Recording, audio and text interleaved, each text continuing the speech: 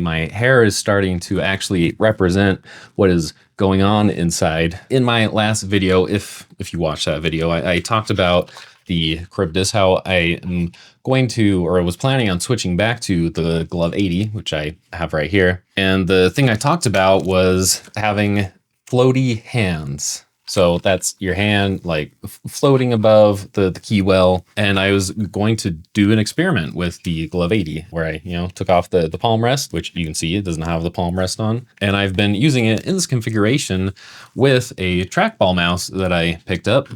This right here, this is the Ploopy Adept. After reading a bunch of comments in the video that I did last time, I asked for suggestions, and there were a couple of good suggestions and some very well thought out comments, which I really appreciate. But at the end of the day, I could only pick one trackball mouse, so I went with this one. And suffice it to say, I have had some of the worst RSI flare-ups that I have experienced in my entire career. They've been bad enough to the point that like I've been genuinely very seriously concerned about my career. RSI is one of those things that if it gets away from you, it can be one of those things that just does not get better ever. And I've been really lucky up to this point where it's been an intermittent thing. And in the last 2 years, it's been more of the intermittent side than the not intermittent. What am I trying to say here? Oh my gosh.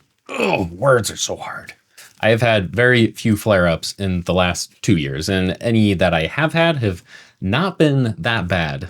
But since going back to the Glove80 with the Ploopy Adept, it's been horrendous. Usually my RSI, it gets better after a couple of days, and it was not doing that. And it's a very scary thing when, these are my money makers. If I don't have my fingers, man, I'm screwed. I don't have a future. At least that's what it's been feeling like. But things have finally been calming back down, and that's because, if you can guess it, I switched back to the Charybdis.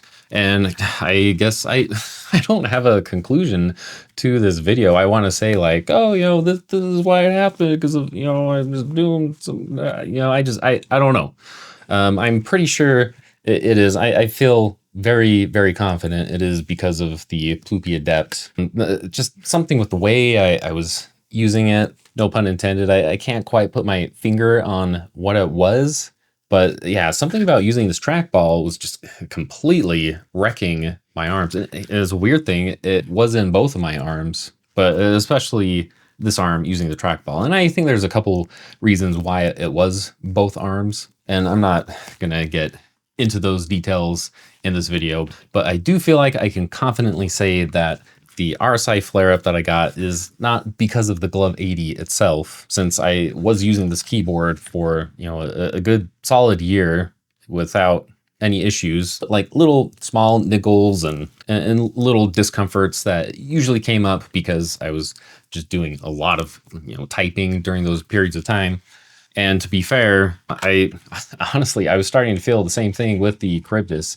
Ironically, when I published my last video, which I think had the title of something like, did the Charybdis cure my RSI? Ironically, right after that, I started feeling an RSI flare-up while still using this keyboard before getting the Ploopy Adept and switching to the Glove80. So I guess the moral of the story is that RSI is just a nasty, just awful words that I want to say, but I'm not going to say on camera. I'm sure there have been a lot of people who have used this trackball perfectly fine. And in fact, I'm sure it's helped them. But for me, it seems to have made the issue really bad. And the same thing can go for the Charybdis. And one of the comments that I read, someone said that the Charybdis, it actually made their RSI a lot worse because of the trackball. Totally makes sense. And that is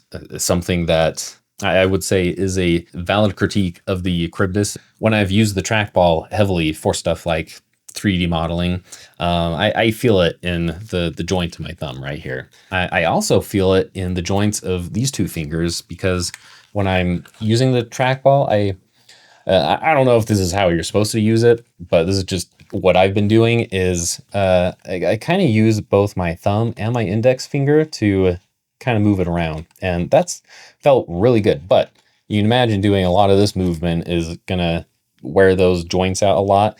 And also because, while I'm using my index and thumb, I tend to rest these two fingers on the keyboard right here and end up kind of like bending them a little bit and just, I don't know, doing funky things with them. But I actually feel a lot of discomfort in these two joints of my ring finger and my middle finger. But for normal software development or just like, writing, doing typing, the Charybdis has been great for me. It's so funny that I really was planning on using this keyboard for maybe like 2 or 3 weeks max and then going back to the Glove80. But yeah, I guess this is a keeper in my book. But that's it for this video. That's probably gone on a little too long. If you made it this far, bless your heart, and hope to see you in the next one.